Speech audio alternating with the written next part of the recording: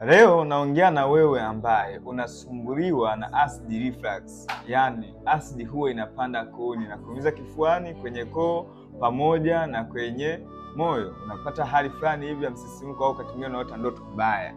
Na pia leo ninazungumza na wale ambao wana changamoto ya madonda ya tumbo. Kama ni wewe ambao una madonda ya tumbo yamekutesa zaidi ya miaka miwili, mitatu, jua kabisa kwamba unaenda kuzalisha changamoto nyingine kwenye mfumo wako mmeng'enyo wa chakula ambayo ni acid reflux. Lakini pia nakwenda kuzungumza na wewe ambaye umesumbuka na madonda ya tumbo kwa muda mrefu, mwisho wa siku imepelekea changamoto ya bawasiri, yaani kinyama kinatoka eneo la haja kubwa.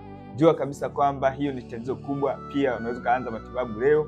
Lakini pia naenda kusaidia wale ambao wana changamoto ya bakteria aina ya H pylori, yaani wao kuna baadhi ya vyakula wakitumia tumbo lao linajaa gesi, linakuwa na shida, linavurugika, aidha wanapata maumivu makali. Jua kabisa kwamba leo upo sehemu sahihi na kupata uponyaji. Chukua namba yangu nayopitia hapa au namba kwenye bio kwa ajili ya mawasiliano zaidi. Nitumie message WhatsApp neno msaada, nami nitaweza kusaidia. Usisahau kufollow na kulike na kucomment.